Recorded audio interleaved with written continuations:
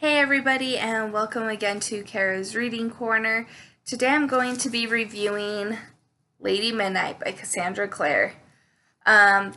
This is book 11, I believe, in the Shadowhunter series by Cassandra Clare. If you have not read any of those other books, I'm going to tell you the order I would recommend reading. The first being Clockwork Angel, the first book in the Infernal Devices series. There's 3 books in that series. Then you move on to the Mortal Instruments series, which the first book of that is City of Bones. That series is 7 books, and then you get to this one, Lady Midnight, which is the first book technically in the Dark Artifices series. However, I would highly recommend not reading this series yet unless you've read at least the Mortal Instruments series. There's a lot that goes on in this book series that if you have not read the prior book series, you will not be knowing what's going on. I will be doing spoilers for those other books though, so if you have not read anything prior to Lady Midnight of the Shadowhunter series, I would recommend not watching this video if you want to stay spoiler free, because a lot of what happens, especially in the Mortal Instruments, leads up to how things are in this book, and so we're just gonna jump right into that. So, you've been warned.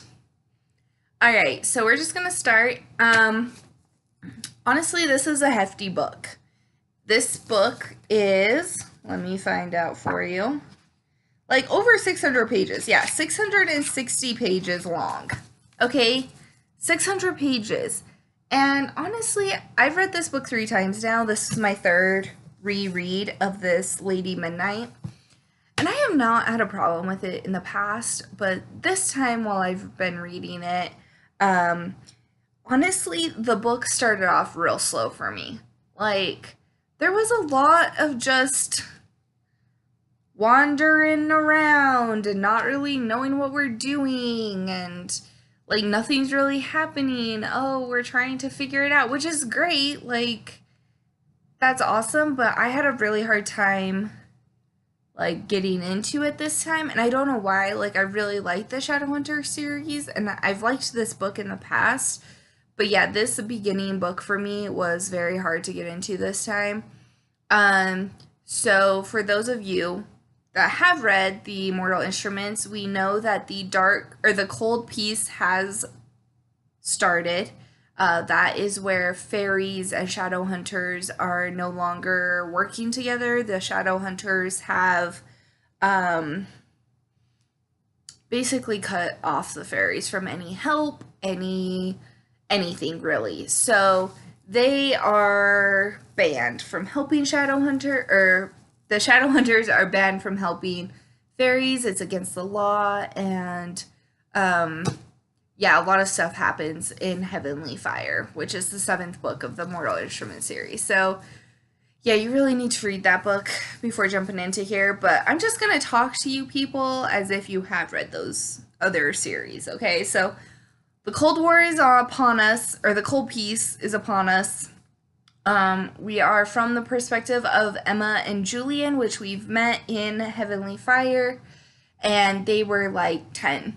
Now they're like 18-ish. I don't honestly even really know how old they are, but Emma and Julian are in the Los Angeles Institute, which is kind of fun seeing a new perspective. We've now seen New York and London institutes, and so this one was taking place in the California Los Angeles Institute, which was fun. And so yeah, it kind of follows the Blackthorn children, which we get a glimpse of in Heavenly Fire, but we follow them a bit more in this series.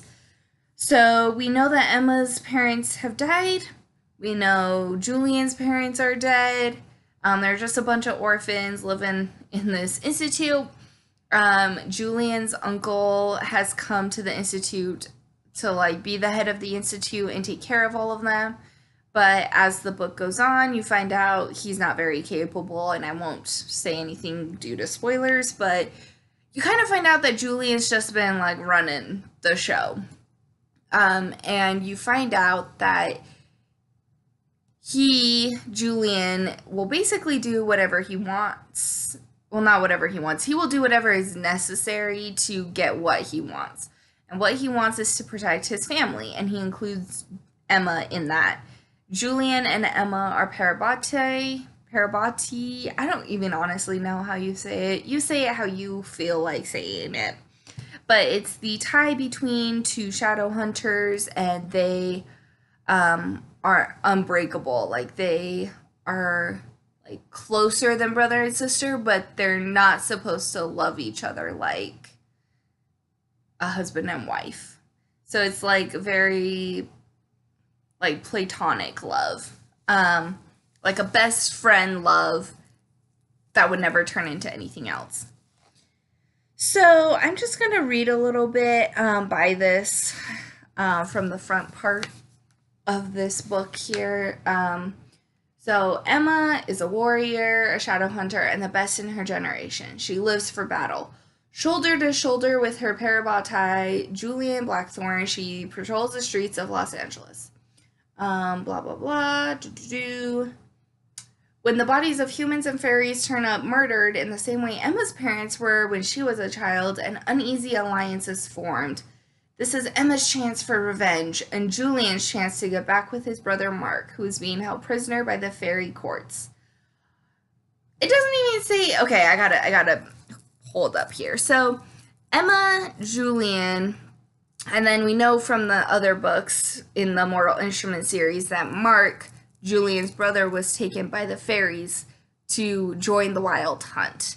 And because of the coal piece that happened, the shadow hunters are unable to intervene and unable to bring Mark back.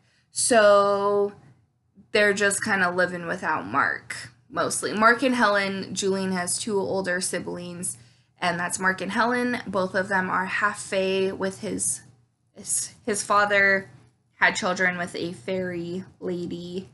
So they're half fae, and then Julian and all of his other siblings are full-blooded shadow hunters. Shadow hunter blood does overwhelm any other blood, so like fairy, vampire, werewolf, whatever, you would still be a shadow hunter. So yeah, all right, sidetracked. So they make an alliance with the fairies to find out what is happening to all these people. Because the fairies are getting murdered as well, but the shadow hunters won't step in because of the coal piece. They're just kind of like, oh well, like fairies gotta die, oh well.